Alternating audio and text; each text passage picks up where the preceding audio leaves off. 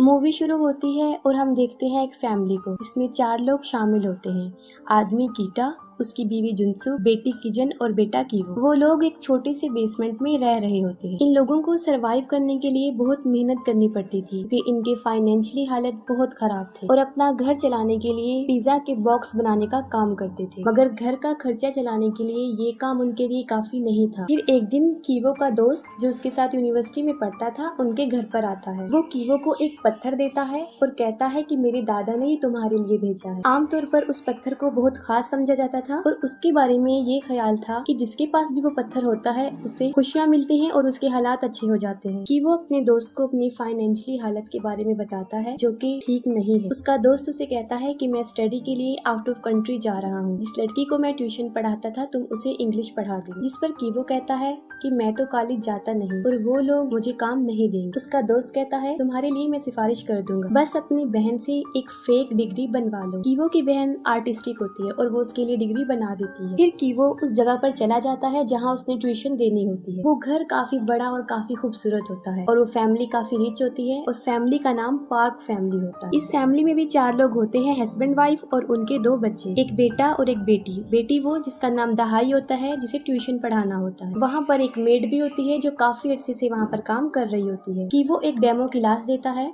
जिसमें दहाई की मदर भी उसके साथ बैठ जाती है। वो कीवो से सेटिस्फाई हो जाते हैं और उसे काम दे देते हैं। फिर कीवो को पता चलता है कि उस लड़की के छोटे भाई दासोम को पेंटिंग का बहुत शौक है। इस मकसद के लिए उन्होंने बहुत सी टीचर्स को हायर किया था लेकिन कोई भी परमानेंट नहीं रुकी। कीवो सोचता है कि मेरी बहन आर्टिस्टिक है तो मैं उसे इसका पेंटिंग टीचर बना देता हूँ। फिर वो दासोम की मदर से बात करता है कि मेरी एक कजन है जो आर्टिस्टिक है, मैं मशवरा देता हूँ कि आप उसको हायर कर लें। दासोम की मदर ये सुनकर राजी हो जाती हैं और अगले दिन की वो अपनी बहन को जेसिका नाम की लड़की बनाकर इंट्रोड्यूस करवाता है। असली नाम इसीलिए नहीं बताता ताकि किसी को शक ना हो कि वो दोनों बहन भाई हैं। और किजन जेसिका बन के उस बच्चे की आर्ट टीचर बन जाती है और कहती है कि मैं आर्ट थेरेपिस्ट भी हूँ और अपनी बातों से उन लोगों को इम्प्रेस कर लेती है। अब ये दोनों बहन भाई उन दोनों बहन भाई के टीचर्स बन के काम करने लगते हैं। और जब जेसिका की पहली क्लास होती है तो उस घर के मालिक यानी सॉम के फादर भी वहाँ पर पहुँच जाते हैं और अपने ड्राइवर को कहता है कि वो जेसिका को घर छोड़ाए और वो ऐसा ही करता है। ड्राइवर जेसिका को घर छोड़ने का कहता है क्योंकि काफी देर हो चुकी होती है। जेसिका ड्राइवर को कहती है कि आप मुझे मेट्रो स्टेशन पर ही ड्रॉप कर दीजिएगा और ड्राइवर उसे वहीं ड्रॉप कर देता है। और जेसिका जब गाड़ी में बैठी होती है तो वो जानबूझकर अपनी पैंटीज गाड़ी में छोड़ देती है। वो ऐसा इसलिए करती है ताकि उनके ऑनर को शक हो जाए कि उनका ड्राइवर सही नहीं है। और जब उनके ऑनर को वो पैंटीज मिलती है उन्हें शक हो जाता है कि हमारे ड्राइवर और हमारे बेटे की आर्ट टीचर के दरमियान कुछ चल रहा है और ये वो अपनी बीवी से डिस्कस करता है। फिर उसकी बीवी जेसिका से उस रात की बात पूछती है जब ड्राइवर ने उसे ड्रॉप किया है, जिस पर वो कहती है कि मैं घर की बजाय मेट्रो स्टेशन पर उतर गई थी। जिस पर घर की ऑनर सेटिस्फाइड हो जाती है और वो जेसिका को जाने का कहती है और इसके बाद वो अपने ड्राइवर को नौकरी से निकाल देती है। जेसिका ने ये सब इसलिए किया होता है क्योंकि वो ड्राइवर की जगह पर अपने फादर को लाना चाहती है। फिर वो उन लोगों को सजेस्ट करती है कि मेरे फादर के भाई के ड्राइवर हैं जो काफी अच्छे ड्राइवर हैं, आप उन्हें रख लें। और फिर वो अपने फादर के भाई का ड्राइवर कहकर इंट्रोड्यूस करवाती है। इसके फादर को भी नौकरी मिल जाती है और वो तीनों बाप बेटी बेटा वहाँ पर नौकरी करना शुरू कर देते हैं। वो लोग बहुत अनजान बन के काम कर रहे होते हैं ताकि उनके ऑनर्स को शक ना हो कि वो दोनों बहन भाई और वो उनके फादर हैं। फिर हम देखते हैं कि कीवो जब दहाई को ट्यूशन पढ़ा रहा होता है तो वो एक दूसरे को पसंद करने लगते हैं। अब कीवो और किजन अपनी मदर को भी उस घर में काम दिलवाना चाहते हैं और इस मकसद के लिए उन्हें उस मेड को वहाँ से निकलवाना था जो कि इतना आसान नहीं था। वो एक प्लान सोचते हैं। पीच के ऊपर जो पाउडर होता है उससे किसी भी इंसान को एलर्जी हो सकती है और वो ऐसा ही करते हैं। जब वो मेड डॉग से खेल रही होती है तो वो पाउडर उस पर गिरा देते हैं जिससे उसको शदीद एलर्जी हो जाती है और वो हॉस्पिटल चली जाती है। और जब वो हॉस्पिटल होती है तो कीवो के फादर भी वहाँ पर पहुँच जाते हैं। वो एक सेल्फी बनाते हैं जिसमें वो उसे भी कैप्चर कर लेते हैं। फिर वो घर की मालकिन को शॉपिंग पर लेकर जाता है और वहाँ उसे बताता है कि मैंने घर की मेड को हॉस्पिटल में देखा था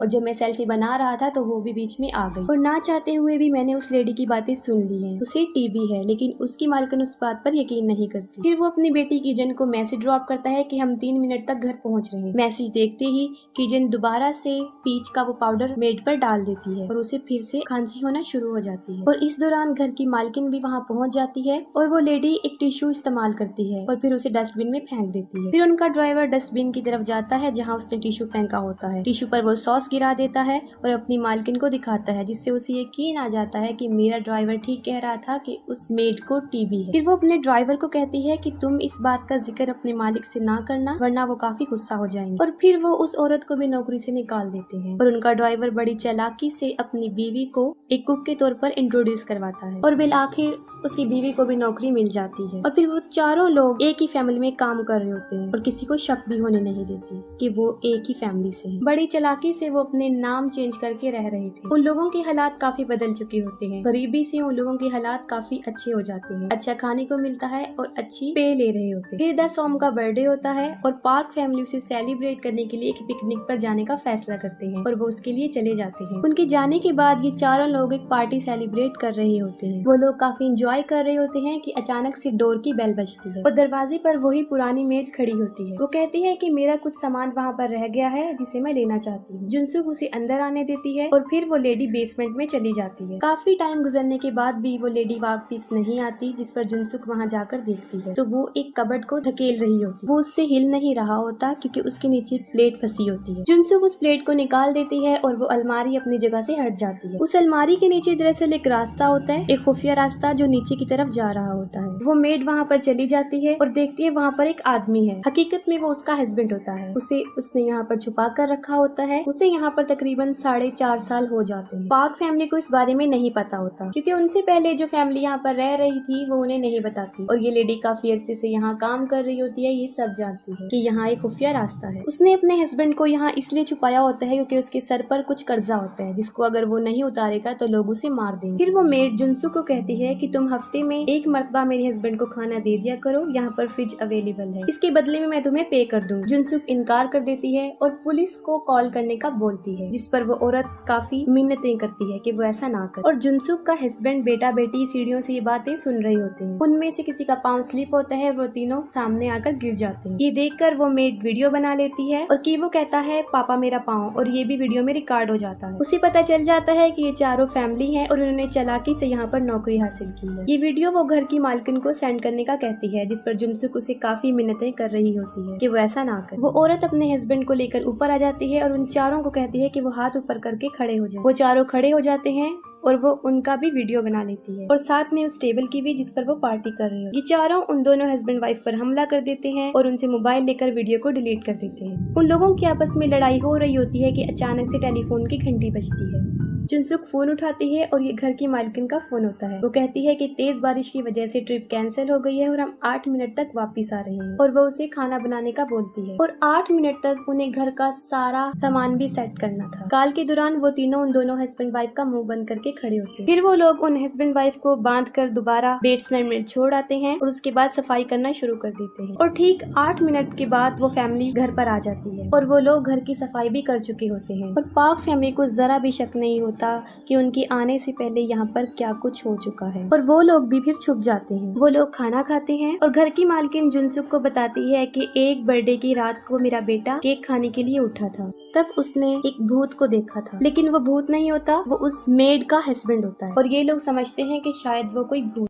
बारिश हो रही होती है और उनका बेटा दासोम कहता है कि आज रात मैं बाहर सोऊंगा, और वो टेंट लेकर बाहर बैठ जाता है। दासोम के मदर और फादर हॉल में ही सोते हैं ताकि सारी रात उसको देख सके। वो दोनों सोफे पर लेटकर बातें कर रहे होते हैं और सोफे के नीचे कीटक, किजन और कीवो छुपे हुए होते हैं। घर का ड्राइवर कीटक होता है और घर का मालिक अपनी वाइफ को बता रहा होता है कि उसके जिस्म में से नागवार किस्म की स्मेल आती है जिसको बर्दाश्त करना नामुमकिन है। वो सच कह रहा होता है क्योंकि जिस जगह पर वो लोग रह रहे होते हैं वो गार्बेज एरिया होता है। लोग वहाँ पर टॉयलेट करते हैं, इस वजह से इस घर के सारे लोगों की जिस्म में, कपड़ों में एक गंदी सी बू आती है। और ये सब बातें वो लोग भी सुन रहे होते हैं। उन्हें बुरा लगता है क्योंकि एक बार दासोम ने ये बात कही थी कि मेरी टीचर में से स्मेल आती है और वैसे हमारे ड्राइवर और मेड में से भी आती है। फिर वो लोग अपना सॉप, अपना टॉवल चेंज करने का सोचते हैं, लेकिन ये उनकी जिस्म की स्मेल नहीं होती बल्कि उस घर की होती है जहाँ पर वो रह रहे होते हैं। और जब वो दोनों सो जाते हैं तो ये सोफे के नीचे से निकल कर अपने घर में, अपने बेसमेंट में आ जाते हैं। बहुत तेज बारिश हो रही होती है और जब वो अपने घर में पहुंचते हैं तो वो देखते हैं कि उनका सारा घर पानी से भर चुका है। घर की खिड़की खुली रहने की वजह से सारा पानी अंदर आ जाता है और अब वो जगह रहने के काबिल नहीं रहे। फिर वो एक जगह जाते हैं जहाँ बहुत से लोग सो रहे होते हैं और वो लोग भी अपनी रात वहीं गुजारते हैं। फिर किजन को घर की मालकिन की कॉल आती है। वो कहती है कि हमारे बेटे की बर्थडे है, आप उसकी टीचर हैं, आपको आना चाहिए जिससे उसे बहुत खुशी हो। और वो कीवो को भी बुला लेती है जो कि उसकी बेटी का टीचर होता है। फिर वो बाजार में शॉपिंग करने जाती है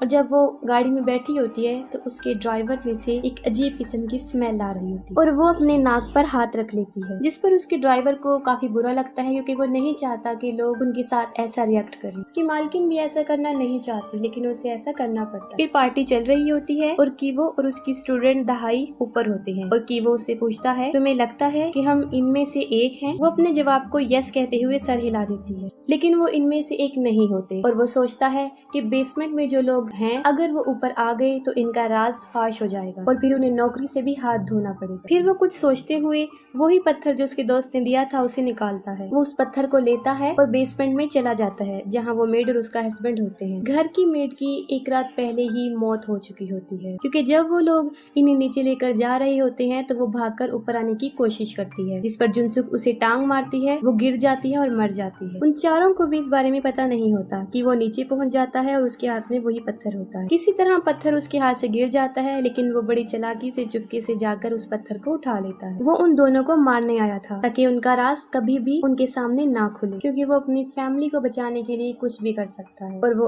आहिस्ता आहिस्ता करके आगे बढ़ता है। उस मेड का हस्बैंड जो अपने आप को खोल चुका होता है कीवो के गले में रस्सी डालकर उसे घसीटता है और उस रस्सी को एक जगह पर अटका देता है और फिर वो वही पत्थर उठाता है। वो कीवो को पत्थर से मारने लगता है लेकिन नहीं मारता। वो वहाँ से भाग जाता है लेकिन बेसमेंट से गिर जाता है और वापस आकर वो उसे काफी जख्मी कर देता है। फिर वो पार्टी वाली जगह पर पहुँच जाता है। फिर उसकी नजर पड़ती है किजन पर जो केक लेकर दासोम की तरफ जा रही होती है और वो फौरन उसे पहचान लेता है। वो उस चाकू से किजन के सीने पर वार करता है जिससे वो काफी जख्मी हो जाती है। किजन के फादर उसके जख्म को दबाते हैं ताकि खून ज्यादा ना बहे, लेकिन उसका जख्म काफी गहरा होता है। जुनसुक ये देखती है कि उसने मेरी बेटी पर हमला किया है और वो उसकी तरफ बढ़ती है और उन दोनों के दरमियान शदीद लड़ाई हो जाती है और इस लड़ाई में जुनसुक उस आदमी को मार दे। अब घर का ऑनर अपनी चाबी लेना चाहता है जो कि उस मरे हुए आदमी के नीचे पड़ी होती है और वो चाबी जब निकाल रहे होते हैं तो उन्हें काफी स्मेल आती है और वो मुंह पर हाथ रख लेते हैं और जब उनका ड्राइवर उन्हें ऐसा करते हुए देखता है तो उसके चेहरे के तासुरात बदल जाते हैं। वो शदीद गुस्सा था। वो चाकू उठाता है और उस चाकू से मालिक पर वार करता है। कीटक ऐसा इसलिए करता है क्योंकि उनके मालिक को चाबी चाहिए थी ताकि वो अपने बेटे सॉम को हॉस्पिटल लेकर जाए क्योंकि वो बेहोश होता है और दूसरी तरफ उसकी अपनी बेटी भी मर रही होती है लेकिन उसके बारे में उन्हें कोई ख्याल नहीं आता। कीटक अपने मालिक को काफी हैरानी से देखता है क्योंकि जब वो पुरानी मेड के हस्बैंड के नीचे से चाबी निकाल रहे थे वो नाक पर हाथ रख लेते हैं जिससे उसे बुरा लगता है क्योंकि उसकी जिस्म में से भी सेम वैसी स्मेल आ रही होती है और वो खुद को उस आदमी के साथ रिलेट कर लेता है। अब उसे इस बात का एहसास हो जाता है कि हम जैसे लोगों को ये लोग हकारत की नजर से देखते हैं। इस तंग नजर देखने की वजह से वो उन्हें चाकू से मार देते हैं और उसके बाद वो ड्राइवर गायब हो जाता है। किजन मर जाती है और कीवो बच जाता है लेकिन उसकी मेंटल एबिलिटीज डिस्टर्ब हो जाती हैं। फिर उन माँ बेटे पर धोखे, चालबाजी और साजिश का केस चलता है लेकिन कोर्ट उन्हें कोई सजा नहीं देता, कुछ इंस्ट्रक्शन देता है और छोड़ देता है। पार्क फैमिली वो घर सेल कर देते हैं और जर्मन फैमिली उन्हें खरीद लेती है। वो लोग इस घर की हिस्ट्री के बारे में नहीं जानते थे और उसके बेसमेंट में आज भी कीटक होता है यानी वो ड्राइवर, क्योंकि वो अपने मालिक को मारने के बाद यहाँ पर आकर छुप जाता है और किसी को पता नहीं चलता और फिर वो मोर्स कोड के जरिए यानी लाइट ऑन ऑफ करके वो अपने बेटे को ये मैसेज देना चाहता है कि वो आज भी जिंदा है और यहाँ पर छुपा हुआ है। मोर्स कोड बेसिकली एक सिग्नल समझा जाता है जो दो लोगों को आपस में कम्युनिकेट करता है, जो किसी को मैसेज भेजने की फैसिलिटी रखता है। उस बल्ब के थ्रू वो सिग्नल ऐसे भेजता है, वो उसे डिफरेंट टाइम में ऑन ऑफ करता है और अपने बेटे को सिग्नल सेंड करता है। उसका बेटा कीवो जो कि दूरबीन से सिग्नल को देखता है, उसके पास एक कोड आता है जिसको वो डिकोड करके मालूम कर लेता है कि उसके फादर आज भी जिंदा हैं और उसी बेसमेंट में है और उसे इस बात का पछतावा होता है कि उन्होंने पार्क फैमिली के ऑनर को मार दिया और वो उनकी तस्वीर के सामने जाकर अपोलोजाइज करता है। फिर कीवो कहता है कि एक दिन मैं बहुत पैसे कमाऊंगा और हम वही घर खरीद लेंगे और बेसमेंट में तुम ऊपर आना और हम वहीं पर तुम्हारा इंतजार करेंगे। ऐसा हो जाता है कि वो घर खरीद लेता है और कीटक उस बेसमेंट से बिला खौफ बाहर आ जाता है, अपनी फैमिली से मिलता है, लेकिन ये सब कुछ उसकी एक सोच होती है, हकीकत में ऐसा कुछ भी नहीं होता और यहीं पर मूवी एंड हो जाती है।